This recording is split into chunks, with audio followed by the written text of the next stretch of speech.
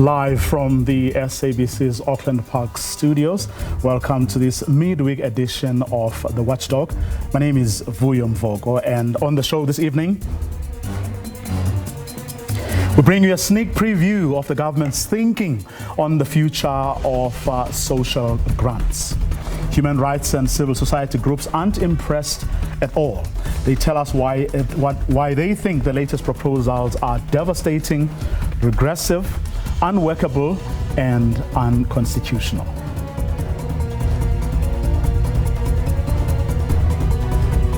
Shock as a skills audit reveals that about 300 councillors can't read or write, and that's in KwaZulu-Natal alone. KZN Cocta MEC Sihle Zikalala is already on standby for that discussion.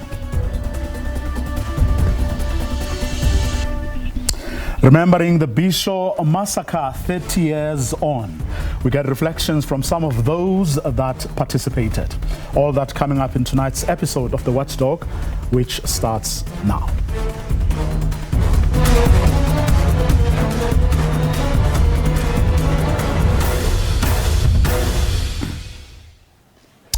In November last year, after the local government elections, then KZN Premier Sihle Zikalala announced that the province would have to undertake a skills audit to determine the training and other needs of the newly elected councillors. Well, little did he know that 10 months later, that would in fact be his baby. A skills audit conducted across the province's 54 municipalities has revealed, among other things, that 27% or 298 of the province's 1,944 councillors are found wanting when it comes to reading and writing. Well, KZN's Cooperative Governance MEC, Sihle Zikalala, joins me on the line to discuss this. Good evening, MEC. Thanks very much for your time. Did these numbers come as a surprise to you? Well, firstly, thanks, Vuyo, for having us in your program. And greetings to you and the viewers. I would say, yes, the fact that the survey we conducted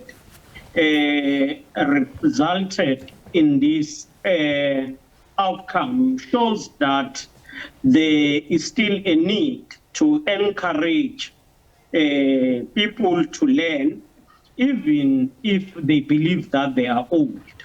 But also the survey we conducted, out of 1,904 councillors, 1,609 responded to the questionnaire that was distributed, which constitute 82%.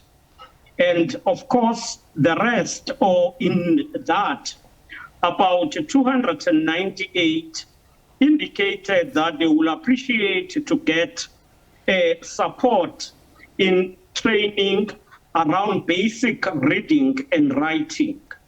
But the study further identified other areas of interest among councillors that include issues of municipal governance and administration, strategic planning, project management, communication skills, disaster management.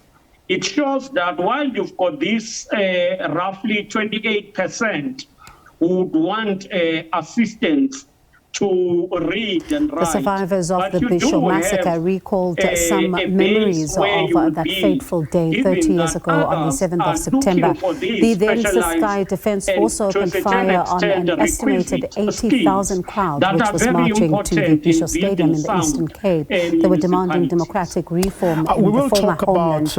29 people died, including a soldier of the Sky Defence Force, while more than 200 people were injured. The massacre was commemorated activated today and with so numerous on. functions. But for The survivors a second want or two, government to pick I up want the to pace stay in with accommodating this their almost needs, such as 28% shelter and medical that expenses. we President Cyril are Ramaphosa was talking part of about the that march. grabbed the headlines, because Doris what that Sekani means was there on is the that day.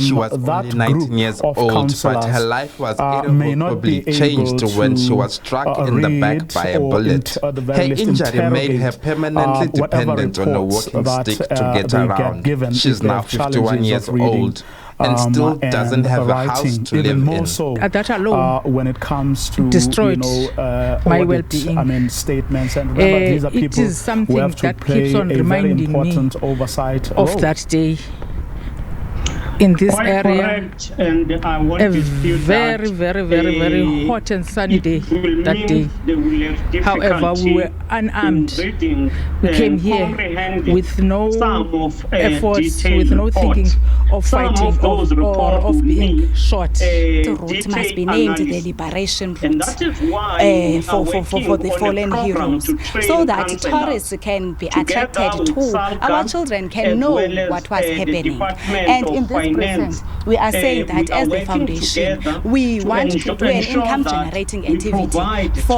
training though these to are the all resolutions of the counsellors. We TRC. started They're saying with that there must be an conducting income inductions, generating which activity. is The provincial orientation government on what acknowledges needs that to be the many who counsellor, contributed to the what liberation are struggle the, are still living basic in poor policies, and appalling conditions. Attending to all those issues, we've got a dedicated team that is working with them, that is looking at all aspects that they're bringing forward. Not only these ones, I mean all people in our province. We've got military veterans that are destitute as we speak.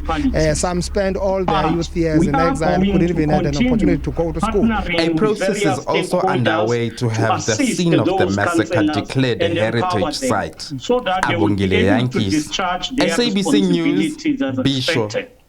I mean, one would be keen, that is where we love and to leave you. know Thank you for how being with those us on The conversations Full have View gone on up SABC until now, News. considering Thank you so much for joining us this the evening. fact Oli that, is coming up next. SALGA Chippa United has, versus Mamelodi as its Sundowns. Let's see. mandate, those induction program, inducting new councillors, but also helping Absolutely, those who are Bogie. already Before we in the get system, to of the course, live together with those who DSTV would be Premiership coming action, on, let's start things off with cricket. The Test captain, Dean Elgar, says the South African cricket team is refreshed and they are raring to go in the third and final Test match against England, which starts at the Oval in London tomorrow. The players spent some time in the Midlands after losing the second Test in Manchester inside 3 days. Now the Proteas won the first Test also inside 3 days, and so it's all to play for at the Oval tomorrow. With over the years assume a certain level of education, and those courses are pitched at a particular level.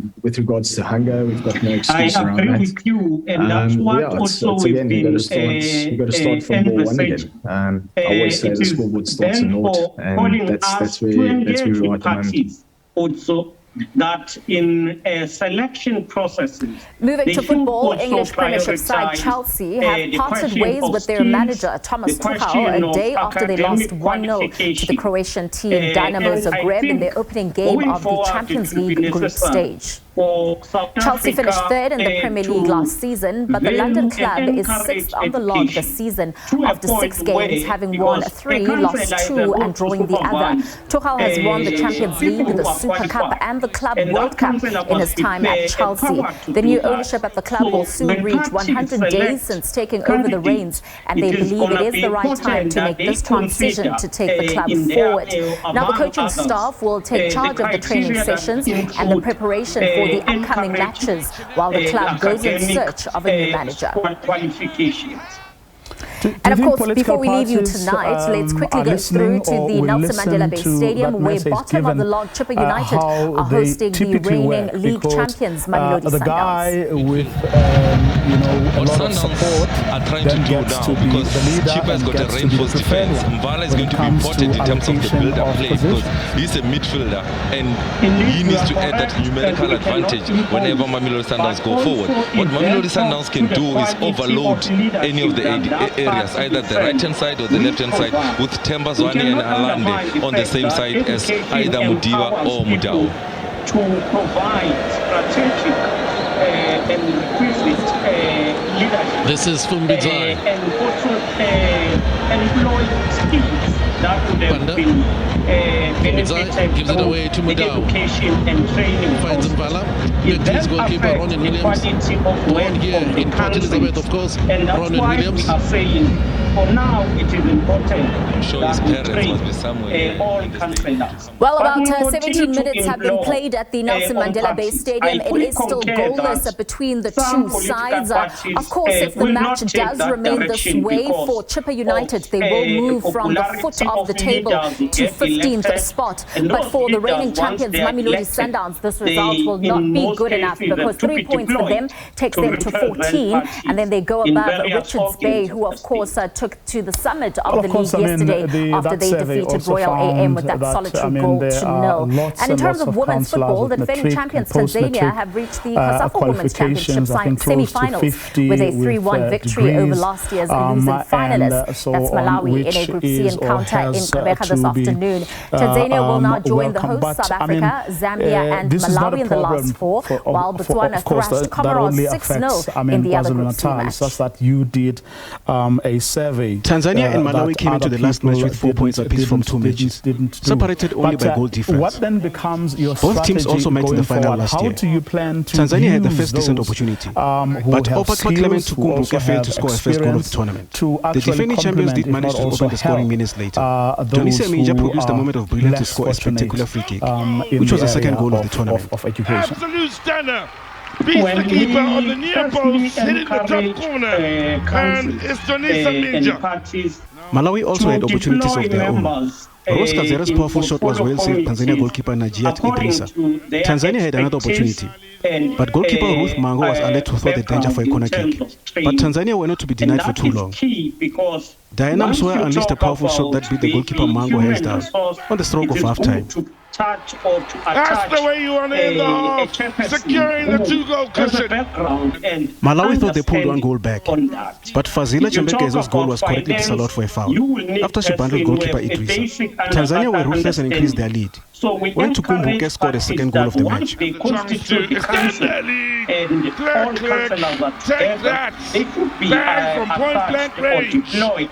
Malawi gave themselves a glimmer of hope for a fight back. Asimanya Simwaka kept to composure to slot the ball past the goalkeeper. We have to work around the question of building leadership. Malawi were given another lifeline when they were awarded a penalty with 8 minutes to go. Which we appreciate, appealing for a penalty, and on top of that, the referee is giving it. But Idrissa pulled off a spectacular save to deny Irene Kumalo from a spot kick. Covers. What drama!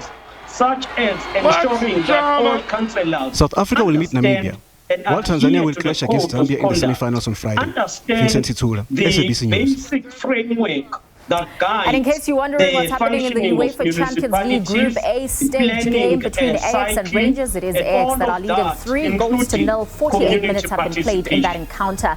That's where we'll leave it from the sports desk for this evening. Coming up next is your latest statistic that also came out of this report or survey, that 34%. Welcome back to the weather desk. So throughout the day we had quite a bit of cloud hanging around the eastern parts of the country, but as we headed towards the evening hours, those clouds started to lift off, leaving us with cloud-free skies across the length and breadth of South Africa. So tonight it is going to be fine in most parts, but windy along the east coast as well as over parts of the west coast, especially around the Cape Town area, where winds could gust up to 45 kilometers per hour. We stay with those windy conditions on Thursday along the west coast. It will be windy as well for the KwaZulu-Natal coastal areas. Quite a bit of cloud in the afternoon over the central parts of the country, including around Gauteng and Mpumalanga, and also over the northeastern sections of Limpopo. The south coast will also see some low-level clouds creeping in as the day progresses. We start the day with a few patches of fog for those coastal areas and also for parts of KwaZulu-Natal. On Thursday, we have a warning for high fire danger conditions over the eastern areas of the northern Cape. Be careful around any open fires for those parts of the country. Now, here's how warm it is going to be for a part of the country. We start with Gauteng. It is going to be slightly cooler compared to what we saw this Wednesday. Thermometers making it into the mid-20s in the afternoon, and we'll be seeing a few specks of cloud overhead. We are expecting warmer temperatures across the Limpopo province, highs mostly in the upper 20s and lower 30s, just a bit of cloud for the eastern areas, Polokwane warming to around 28. It is going to be sunny as well for much of the Mpumalanga province, where top temperatures in the mid-20s are expected. Warmer for Mbombela at 28 and a hot 32 is forecast for Skukuza.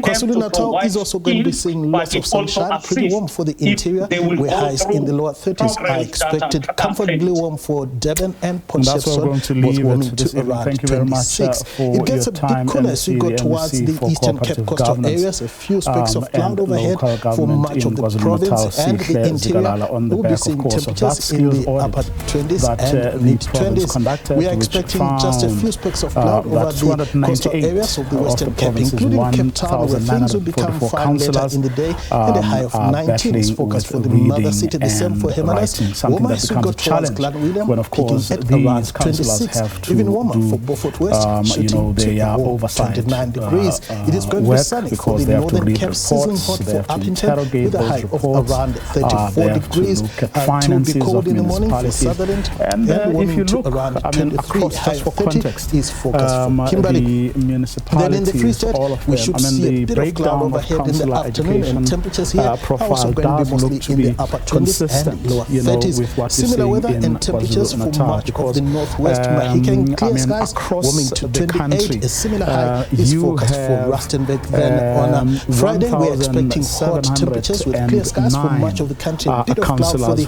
coastal areas, where cool temperatures are expected. Dry weather continues as we go into Saturday, with a bit of cloud for the southwestern areas. That's all from the weather desk. And that's about 1,146, and below grade 12, which would include the 300 or so that we're talking about now from KwaZulu-Natal.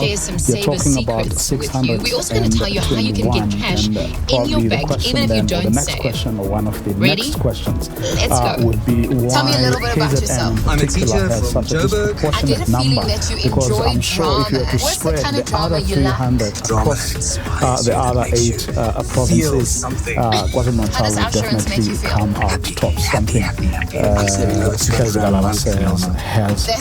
addressed. We'll see, of course, if indeed politicians are going to listen, because at the end of the day, it's what the political parties put into the system, the candidates they present, that actually gives us the people who get elected at the end of the day. We'll leave it there, though, for today. But after the break, government's thinking on the social distress grant as well as the basic income grant.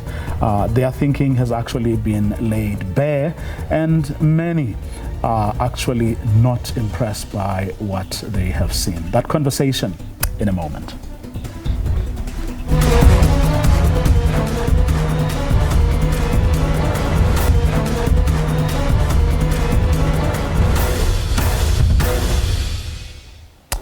Government's thinking on the future of the social relief of distress grants is worrying, to say the least. That's according to some of the organizations privy to some of the discussions that are taking place as we speak.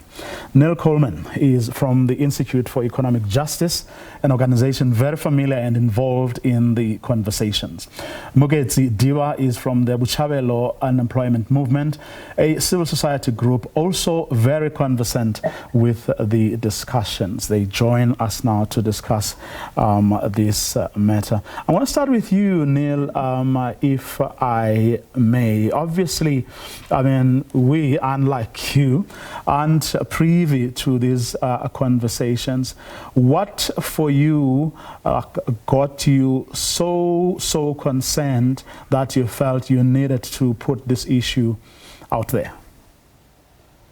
Thanks, Voya. Actually, we're not privy to the conversations either. The documents were leaked to us, presumably by someone in government who was so alarmed by what was contained in the document. And in fact, we were in discussions with Presidency since April this year on the idea of a collaboration around a joint discussion on pathways to basic income following our discussion with the President in January this year. But all those discussions have been frustrated and blocked. And we now find that the technocrats in Presidency and Treasury in particular have behind the scenes been crafting these proposals which go completely against everything that had been discussed before. And when I say everything that had been discussed before, I mean an agreement that what we should do is look at consolidating the grants that have been put in place during COVID, expanding them and developing them into a system of basic income support for people in the country who really need it. Now, these proposals go in precisely the opposite direction. They take away, or they aim to take away, if they're accepted, support from millions of South Africans who have received it in terms of the COVID grant. And we estimate that probably around 5 million South Africans who previously received the grant would now have it removed under these new proposals. So it's very...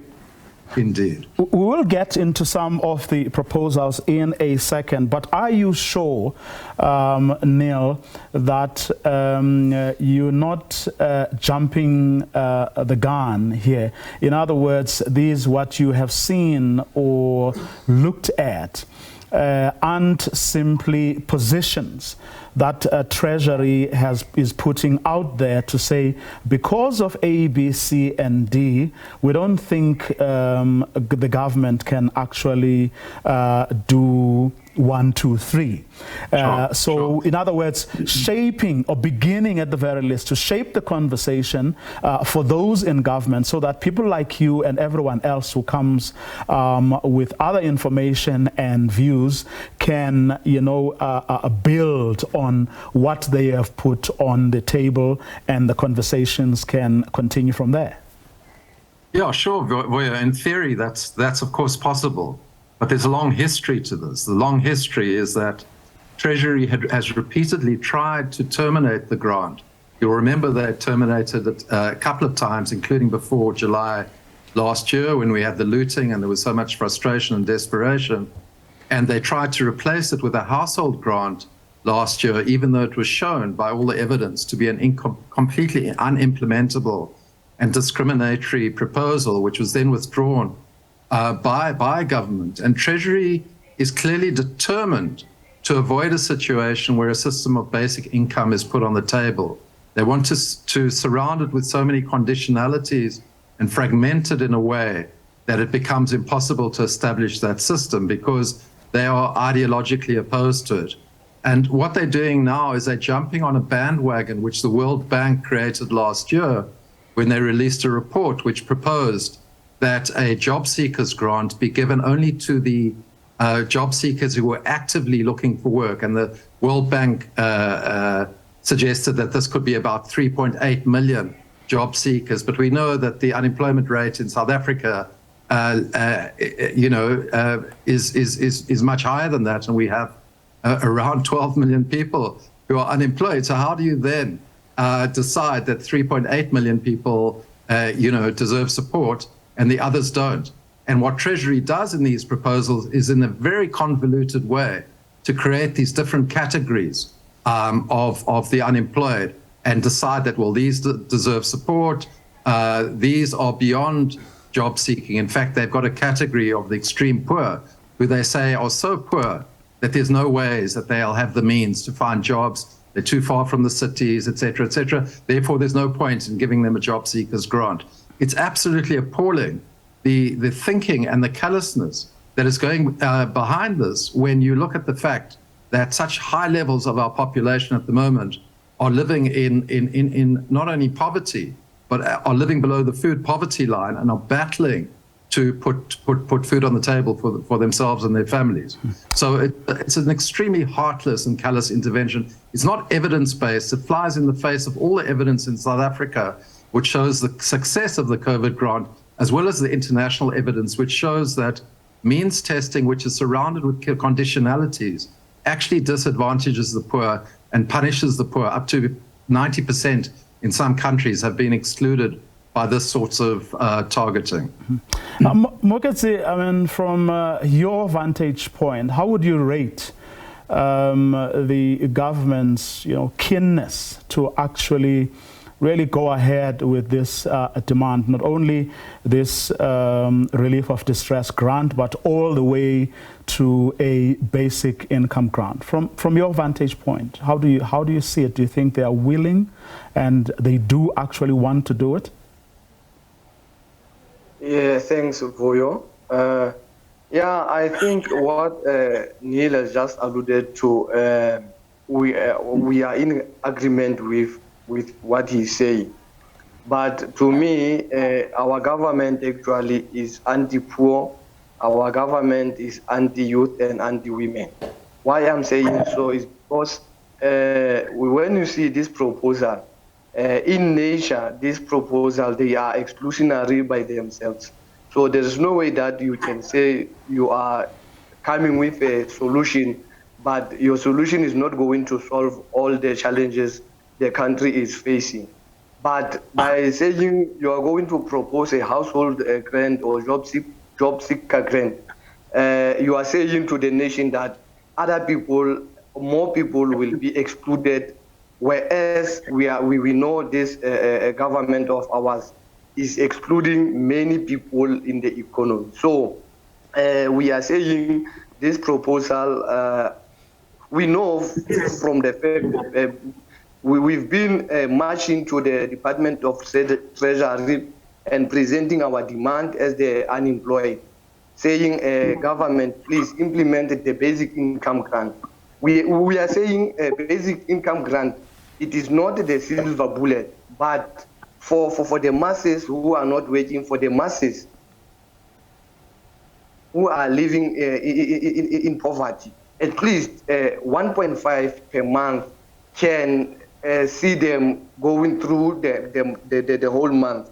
But now the government is coming with this proposal. We are saying this proposal insult as much as the 350 grand of SRD. It's an insult to a black child. It's an insult to a poor working class. Why I'm saying so? You can't say people will live on 350 on a monthly basis, knowing that the upper level bound of poverty line is 600, 700. Now we are saying to this proposal, we reject them. We don't want to do with them, but we need the implementation of a basic income grant for the unemployed between the age of 18 and 59. And Mugatse, you're not cutting them some slack. They're saying, look, I mean, we have an economy that is not performing at all, record high unemployment levels. So a government can't really make such long-term commitments unless, of course, things improve significantly from where things are at the moment. Yes, we are saying for now, the government implemented the basic income grant because our goal, our long-term goal is to see the government to constitutionalize the right to work. Because now government, we are in this crisis because there is no accountability to the unemployed in the country because we don't have the right to work. So by constitutionalizing the right to work, it will be on the government's shoulders to see that the multitudes or the masses are having a work. And we know that this unemployment it's structural because we have many graduates who are unemployed. We have many people who are skillful who are unemployed. And we have many able people who can do the work. But now they are outside of the work because of the government system. The system is not working for the masses, but it is working for the few. That's why we are saying our long-term goal is to see the government constitutionalizing the right to work. Neil, the proposals, which in your statement you say are opaque and convoluted, and they are underpinned by a logic of narrowing the grant beneficiaries as much as possible. Now, while that may well be, the consequence of their logic and, of course, the decisions, if, of course, government takes decisions along what is being recommended or what is being put on the table here. Is that deliberate, though, or is the government really faced with not much of a choice given the limited resources at their disposal? I think it is deliberate for coming from Treasury. I think you've got different centers within government who have a different perspective. And the department that are really the experts in this area are the Department of Social Development. So it's completely anomalous that Treasury, who do not have that expertise, are driving policy, and they deliberately are trying to narrow and to hollow it out and rob it of its content, because it's ideologically, as I indicated, to being extended to adults. But they have always been the super ministry, super department, precisely because they control the purse, and at the end of the day, it comes down to rands and cents, doesn't it? Sure. Yes. Vuyo, I think this is about political priorities. You'll remember that last year in the budget speech, the now accrued about 250 billion rand more than what was projected. And Treasury is saying that 250 billion rand, instead of putting it into people's pockets, into the pockets of the poorest people in this country, we need to retire debt. And most economists agree that South Africa, or most economists who have an intelligent, an understanding and analysis of the dynamics of our economy, is that the crisis is not around debt. The crisis is around poverty and unemployment and inequality in the country. But do remember, they also pointed out that the windfall that came from the commodities boom was not guaranteed. It may not happen again. Sure, and in fact they said it wouldn't even carry on into last year and into this year, but it has. So why should the people of South Africa who are battling suffer because Treasury has a very narrow view of what is possible? The other point, Vuyo, is if you look at their financing projections in the Treasury document, they're completely unrealistic and are actually thumb sucks in certain respects. For example, they argue that it can be funded by VAT without too negative an impact. But international studies done show that finance is not only regressive on the poor, but actually damages employment and economic growth. They don't look at the fact that there's a distinction between the gross cost of something like a BIG and the net cost. In other words, once you've clawed back the taxation from people who are benefiting from the grant, as you progressively go up the income scale.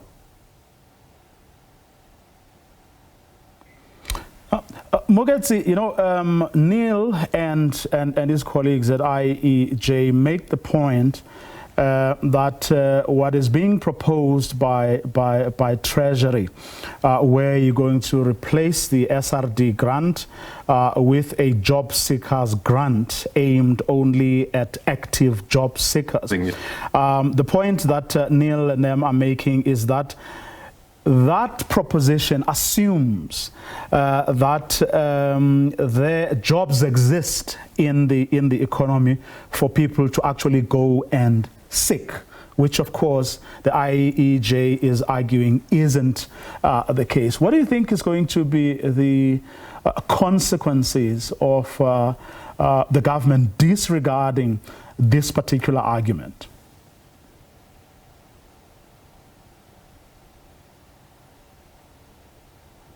Right, I don't know if that's me or... Okay, it was to Mugetse, but you can take that. I think we have a problem with the lines, Neil.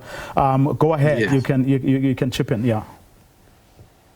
So Vuyo, as I said, it's about priorities and political choices. So if what the international evidence shows, if in many trials of basic income around the world, and what it shows is that when you put money into local economies, it stimulates economic activity, self-employment, and also job seeking. The IEJ is just coming out with a policy brief in the next couple of days, which looks at this debate of jobs versus grants. And so it's a completely false debate, because pumping money into economies actually encourages job seeking and economic activity. So, it's about a developmental approach to combining, and that is the route that we need to be going. Mukadzi, I'm hoping you're back with us. What I asked earlier was what you thought would be the consequences or possible consequences of the government disregarding the view that Neil Coleman and everyone at IEJ the argument that they are making, that there are no jobs to seek in the first instance. Yes, we don't want to see a repeat of what happened in July. So I think government must consider, when they do a budget, they must do a budget thinking about the poor. Voyo, that the budget system of our government is based on austerity measures. So we are saying this kind of austerity is holding the job creation. So we are saying when Ntate Godongwane and his cabinet do a budget, they must consider the masses, the poor masses. So the consequences, it will be unfortunate, because we have seen what transpired during the July unrest in KZN and Gauteng. So we are saying government must stop austerity measures when it comes to a budget, because in social development, we know there is no much money going there. All the things government is cutting the budget into the essential department. So we are saying it's a warning to the government, because if they continue with what they are doing currently, we are sitting on a time-ticking bomb, because you can't say you are comfortable when you are having 14+ million people who are not working in the country, and then saying you are right, and nothing will be happening. We are sitting on a time-ticking bomb. So government must now implement the basic income grant, and our demand, the unemployed in the country, we are demanding 1,500. Thank you, Ntate. In addition to the job seekers grant, Neil, I mean, there's also talk of this caregivers grant and household grant. Yeah, you remember, Voya, that there was a caregivers grant which was actually incorporated into the SRD grant, because it was felt it was discriminatory to exclude women who were getting a child support grant on behalf of the child, to exclude them from support. So you've got millions of women who are currently receiving that, as well as a child support grant for their child. What Treasury is now proposing for consideration is that only caregivers who have children below the age of 2 get a grant. And that is also outrageous, because we've seen in COVID how important care work is that is done by women, on top of which, to reiterate your point, that there are not jobs available for those women. So what they're doing is fragmenting the grants, and also saying for the extreme poor that they would consider a household grant, which would not only go to the head of the family. Who is the head of the family? What are the implications for relations in the family, and the independence and economic empowerment of women? So we must also bear in mind, Vuyo, that the ANC at its policy conference recently resolved in the favor of a universal basic income grant without conditionalities or means testing. Not only that, but they said that a UBIG should be introduced, and in addition, you should have another grant, which would be a job seekers grant or an economic empowerment grant to enable people, who are getting that basic income to also go into the labor market, seek work, started to set up their own sort of small enterprises, become self-employed, et cetera, et cetera. So again, it seems like Treasury is completely oblivious. They're a rogue department. They have no interest in what the mandate is, the political mandate of the government of the day. And honestly, presidency now needs to start stepping up and saying, who is running the country? Is it a group of rogue technocrats, or is it, the leadership and the political organization which has been given a mandate by the people in the country? It's really utterly unacceptable. Moketsi, on the back of what Neil has just said, I'm keen to know what your view is, because right at the beginning, Neil spoke about how the follow-up meetings that were supposed to have taken place never took place, and how the presidency, from where Neil, Black Sashes and other organizations sit, it's complete disrespect, utter disrespect for civil society, but also dishonoring commitments is just not the way to go. Do you believe that what we're seeing now from what has been leaked perhaps has everything to do with why the president and the rest of the government were not so keen or could no longer honor the commitments that they made, which was to meet and engage with civil society? Yes, Vuyo. Our government or the presidents, they are putting profit before the people. That is the result we are seeing now. Because you can't say, you can't come with this exclusionary proposal. You want to give women a sense of belonging, but why are you excluding them? Neil alluded to that during the SRD somewhere last year. Women were getting 450, but along the way, the government took that money from the women. That's why I'm saying when I started, our government is anti-women. So there is no way that we are going to say they are going to honor what they are saying now. It's just a grandstand now. What are they proposing? It's just a talk and talk. Nothing is going to happen in that day. I promise you. Now we are heading to the elective conference of ANC. They will come up with these stupid ideas, knowing that the people will sympathize with them coming 2024 elections.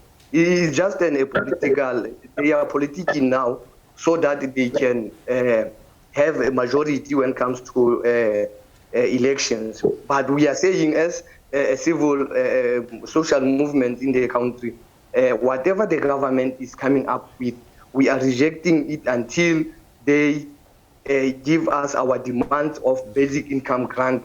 As others say, it's universal basic income grant. Whatever the grant it may, but as the unemployed, as the Assembly of the Unemployed and other social movements in the country, we are demanding 1.5 until that they constitutionalize the right to work.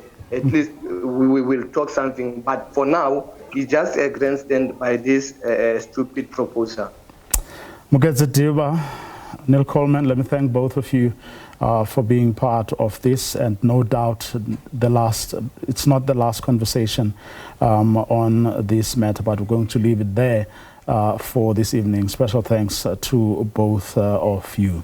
To this now, it's the 30th anniversary of the Bisho massacre, and today survivors of that massacre recalled the memories of that fateful day 30 years ago on the 7th of September. The then Ciskei Defence Force opened fire on an estimated 80,000 crowd which was marching to the Bisho Stadium in the Eastern Cape, demanding democratic reforms in the former homeland. 29 people died, including a soldier of the Sky Defence Force, while more than 200 people were injured. The massacre was commemorated today with numerous functions. The survivors want government to pick up the pace of accommodating their needs, such as shelter and medical expenses. Doris Hlekani was there on the day. She was only 19 years old, but her life was irrevocably changed when she was struck in the back by a bullet. Her injury made her permanently dependent on a walking stick to get around. She's now 51 years old and still doesn't have a house to live in. That alone destroyed my well-being. It is something that keeps on reminding me of that day. In this area, a very, very, very, very hot and sunny day that day. However, we were unarmed. We came here with no efforts, with no thinking of fighting or of being shot. The route must be named the Liberation Route for the fallen heroes, so that tourists can be attracted to, our children can know what was happening. And in this present, we are saying that as the foundation, we want to do an income generating activity for, though these are the resolutions of the TRC, they're saying that there must be an income generating activity. The provincial government acknowledges that many who contributed to the liberation struggle are still living in poor and appalling conditions. Attending to all those issues, we've got a dedicated team that is working with them, that is looking at all aspects that they're bringing forward, not only these ones. I mean all people in our province. We've got military veterans that are destitute as we speak. Some spend all their youth years in exile, couldn't even have an opportunity to go to school. A process is also underway to have the scene of the massacre declared a heritage site. Abongile Yankees, SABC News, Bisho. Among the people who led the march were President Cyril Ramaphosa and former Intelligence Minister Ronnie Kasrils, who joins us on the line. Good evening, Mr. Kasrils. Thanks very much for your time. It's been 30 years, and for you, I mean, as someone who was so involved on that day, and I'm sure you've seen some of the debates, you know, and the conversations that have been going on over the past few days in the run-up to this day. What for you does this day represent? Well, I must say personally that every anniversary I have a very heavy heart, and, you know, listening to your guest and what she's still struggling with makes one very sad indeed, because those who were injured should really, and she's not the only one, I've been down there often, I've attended anniversary events there, always take up the issues of greater assistance, jobs and support for families of those who lost their loved ones, as well as those who are injured, and some even worse than our lady friend who spoke so eloquently. Yes, why do you think? Why do you think this is, though? Because I mean, it's not just the, you know, Bisho massacre. Whenever we go back to, you know, remembering the Craddock 4, Steve Biko, which is going to happen in another week's time, you know, the Boipatong massacre. We talk about the same things, about how people feel that so many years on, their lives haven't changed. So many lives have changed. And, you know, we've just been commemorating last month the Marikana massacre. And we know that the widows, the children, the families of those who were massacred there are still looking for real material as well as spiritual solidarity from the government. And you've just heard and had Neil Coleman talking about the problems with Treasury and the question of the grant system. And that's for the poor in their millions of this country, those who actually are deceased and families left destitute, or those injured who really need much greater assistance and should have received this over the years, have not received it. The one thing is the financial aspect of government and the pressures there. But I've always been one who, like Neil Coleman, has raised the points about how government actually really has to do much more. We know it's difficult, and if we narrow it down to those families who have suffered so much as those of the Bishu massacre and the Marikana and so on, it's all the more reason why they should have received assistance. Have you can only raise this with government again and again. And, I'm an old man now. People say I look young. I'm actually 84 this year. I'm in a sense a spent force. I don't have influence. I do have energy, and I'm lucky that I've survived from so many scrapes where others of MK and the ordinary lovely people of our country who are prepared to stand up and protest and make the demands that actually toppled apartheid in the end. And I must say, I don't tire. I was in the East London a couple of months back. I constantly raise these things with comrades within government, within regional government. I can only say, and I strive to do what I can to raise my voice in terms of justice in the fullest sense, from Boipatong and Bishu and Marikana and so on. And this is why whenever I'm asked to appear in programs like yours, I do so. And the first thing is for assistance for those who have suffered so much. Now that you have about my role in the whole thing, which has also been distorted, Voyo, down the years, because I operated according to an ANC strategy and decision-making from the highest level in terms of the mobilization of the masses of people of that Ciskei region. And what the commentators never mention when they point fingers at the ANC and say we use people as cannon fodder, what they don't ever look into is that it was the people of the Ciskei who were constantly raising their voices with the Bishu, the border region of the ANC, as it was then called, to mobilize forces to topple Gaqozo, to put pressure on Pretoria, who were behind him, and were ultimately responsible for the massacre. Okay. Mr. Kasros, we're going to leave it there, unfortunately. Thank you so much for your time. Rona Kasros, reflecting, of course, on the 30th anniversary of that Bishu massacre. He was one of the leaders who actually led that particular protest. That's where we're going to leave it for tonight. Do join us again tomorrow evening, same time. Have a good night.